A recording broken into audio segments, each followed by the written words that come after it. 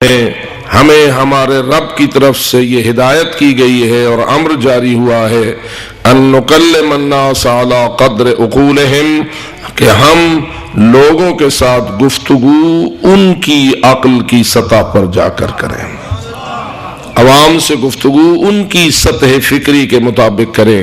کبھی کبھی سوچتا ہوں اگر علی حیدر کرار اپنی سطح پہ بیٹھ کے بولے، جیسا کہ ابھی آپ قبلہ محترم سے سن رہے تھے مولا علی کے کمالات اور مولا علی کے صفات عالیہ، اب آپ خود ہی فرمائیے کہ علی کتنا بلند ہے۔ جی مجھے تو ایسا نظر آتا ہے کہ نام رکھنے والے نے سوچ کے نام رکھا ہے۔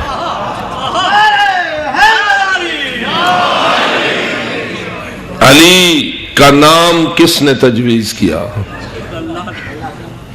ویسے تو ہر گھر میں جو بچہ پیدا ہوتا ہے عموماً اس کے والد یا اس کی والدہ یا گھر والے ہی اس کے نام کو تجویز کرتے ہیں۔ مجھے نہیں سمجھ آتی اپنے گھر کے مولود کا نام،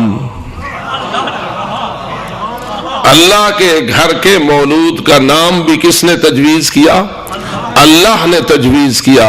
اب میں آپ سے پوچھتا ہوں اللہ کب سے علی کو جانتا ہے؟ کیا جب کعبہ میں علی کی ولادت ہوئی اس وقت سے اللہ علی کو جانتا ہے یا اس سے پہلے؟ اگر اس حدیث کے اوپر ہم غور کریں کہ رسول اکرم صلی اللہ علیہ وآلہ وسلم نے ارشاد فرمایا اول ما خلق اللہ نوری، سب سے پہلی تخلیق میرا نور ہے۔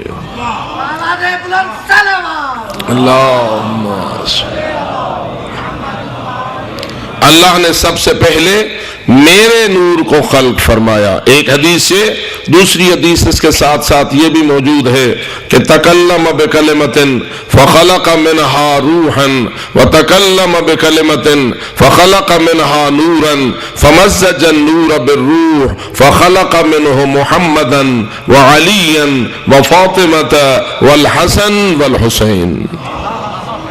ان اسماء مبارکہ پر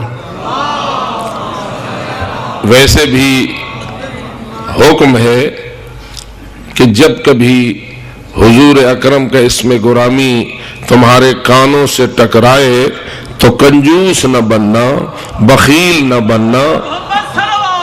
اللہم صلی علی محمد۔ معصوم سے پوچھا گیا من ابخل الناس، انسانوں میں سے سب سے بڑا کنجوس اور بخیل شخص کون ہوتا ہے؟ تو جواب آیا جس کے سامنے حضور اکرم کا نام آئے اور وہ صلوات پڑھنے میں کنجوسی کرے۔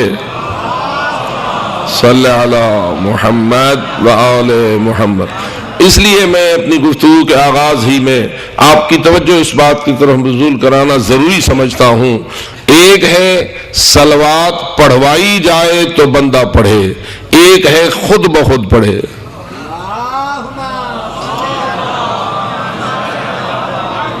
مثلا میں کہوں بآواز بلند صلوات، مثلا جعفری صاحب کہیں بلند ترین صلوات، کوئی اور برادر کہے بلند ترین صلوات، وہ تو اس نے کہا تو آپ نے پڑھی۔ اور عموماً ہمارے مجمع کی عادت یہی ہے، جب نعرہ لگوایا جائے تو لگاتے ہیں، جب صلوات پڑھائی جائے تو پڑھتے ہیں۔ لیکن رسول اکرم کے بارے میں معصوم کا یہ جملہ ہم سے کیا تقاضا کرتا ہے کہ جب کبھی آپ کو کہا جائے صلوات پڑھو تو پڑھو، یا آپ کے سامنے نام آئے تو پڑھو۔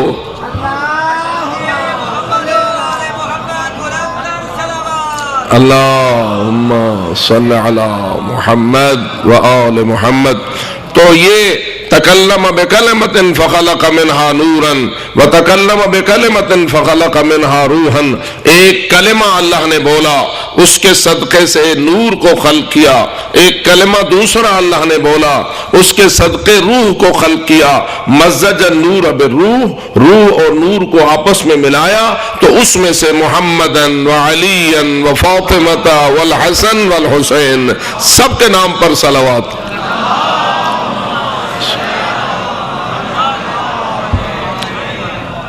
ان انوار مقدسہ کو.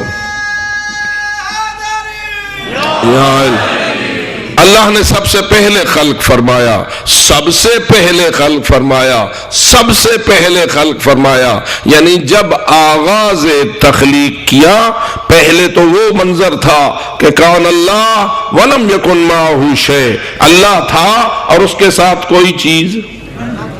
اللہ کب سے ہے جی؟ اللہ کب سے ہے؟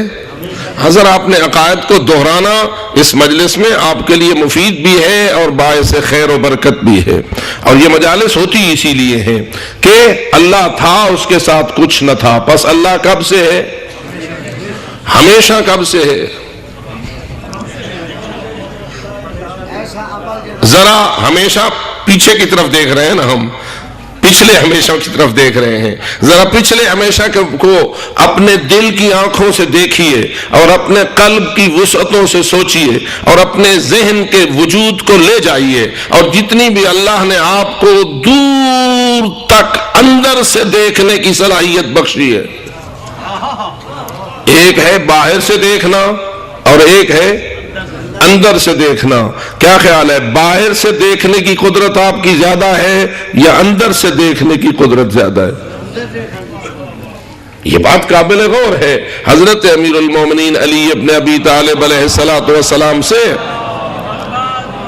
کسی سائل نے سوال کیا، کیا آپ نے اپنے اس رب کو دیکھا ہے جس کی عبادت کرتے ہو؟ کیا آپ نے اپنے اس رب کو دیکھا ہے جس کی عبادت کرتے ہو؟ تو جواب آیا، انی لا اعبد ربا لم ارہ، میں ایسے رب کی عبادت نہیں کرتا جسے میں نے دیکھا نہ ہو. میں ایسے رب کی عبادت نہیں کرتا جسے میں نے دیکھا نہ ہو. اب چونکہ کچھ سادہ ذہن بھی ہوتے ہیں، انہوں نے شاید یہ سمجھا ہو کہ علی ولی کی ان آنکھوں نے رب کو دیکھ لیا ہے، اور تو کسی کی آنکھیں رب کو دیکھنے میں کامیاب نہیں ہوئی، لیکن علی حیدر کرار کی آنکھوں نے رب کو دیکھ لیا ہے. تو علی مولا نے فوراً مسئلے کو سنبھالا اور ساتھ یہ کہا، ہاں میں نے دیکھا تو ہے اس رب کو جس کی میں عبادت کرتا ہوں، لیکن ان آنکھوں کے ساتھ نہیں دیکھا، ان آنکھوں کے ساتھ دیکھا ہے. اور ان آنکھوں سے دیکھنے کو ایمان کہتے ہیں.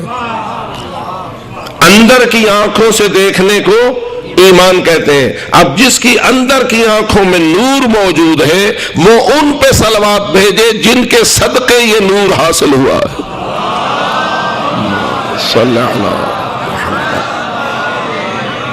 اسی لیے انسان کی جو فکری صلاحیت ہے اور فکری آنکھیں ہیں، ان سے دیکھنا بہت دور تک ہے، بہت دور تک ہے. تیری یہ آنکھیں اتنی دور تک نہیں دیکھ سکتی جتنا تیری اندر کی آنکھیں دور تک دیکھ سکتی ہیں. وجود خارج بہت محدود ہے، وجود ذہنی بہت دور تک سوچتا ہے اور اس میں بہت دور تک وہ فکر کر سکتا ہے. لیکن آئیے ذرا اپنے رب کے بارے میں سوچئے اور اندر کی آنکھوں سے دیکھ کر مجھے بتائیے کہ وہ جو ہمیشہ سے ہے وہ ہمیشہ کب سے ہے. نتیجہ یہ ہوگا کہ آپ یہ کہنے پہ مجبور ہو جائیں گے، میں سوچ سوچ کے تھک گیا، میں اندر کی آنکھوں سے دیکھ دیکھ کے تھک گیا، لیکن مجھے نہ پتا چلا کہ وہ ابتدا کہاں سے ہے. اس لیے کہ جس کی ابتدا ہو وہ سب کچھ ہو سکتا ہے، علی کا رب نہیں ہو سکتا. اور یہ فرمائیے، علی کا رب اور ہمارا رب ایک ہے یا دو ہیں؟ جی پھر سوچ لو، پھر سوچ لو، رب ایک ہے یا دو ہیں؟ کہیں ایسا تو نہیں علی کا رب کوئی اور ہے، ہمارا رب کوئی اور ہے، محمد و آل محمد کا رب کوئی اور ہے، اور محمد و آل محمد کے ماننے والوں کا رب کوئی اور ہے. یہ رب کثیر ہے یا رب وحدہ لا شریک ہے؟ وحدہ لا شریک ہے. اس وحدہ لا شریک کی ابتدا ہے جی جس کی ابتدا ہو وہ تبھی ہو سکتی ہے کہ پہلے نہ ہو اور پھر ہو. ابتدا اسی کی ہو سکتی ہے جو پہلے نہ ہو اور پھر ہو. جو پہلے نہ ہو وہ مخلوق تو ہو سکتا ہے، خالق نہیں ہو سکتا. اللہ اکبر، یا رسول اللہ، یا علی.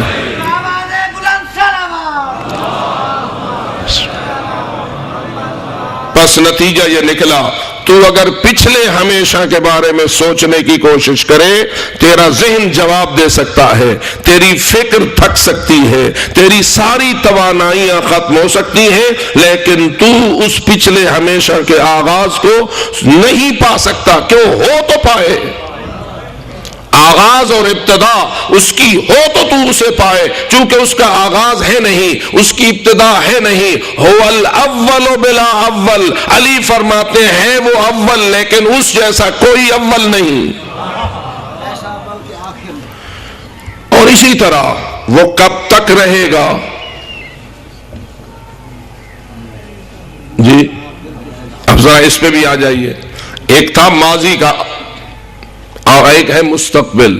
اللہ ہمیشہ سے ہے اور ذرا بولیے. بچوں والی ایک دینیات پڑھائی جاتی تھی ابتدا میں، مولانا فرمان علی صاحب مرحوم اللہ مقامہ کی، اور اس میں صفات ثبوتیہ لکھے ہوئے تھے، اور پہلی صفت یہ لکھی ہوئی تھی کہ اللہ قدیم ہے. قدیم کا معنی کیا ہے؟ وہ ہمیشہ سے ہے اور ہمیشہ.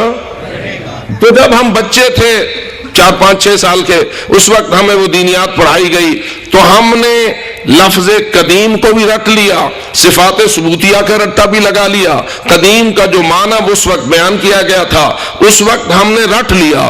بچہ تو رٹتا ہے تو پاس ہو جاتا ہے، لیکن بڑا اسے بھی رٹا ہی لگا.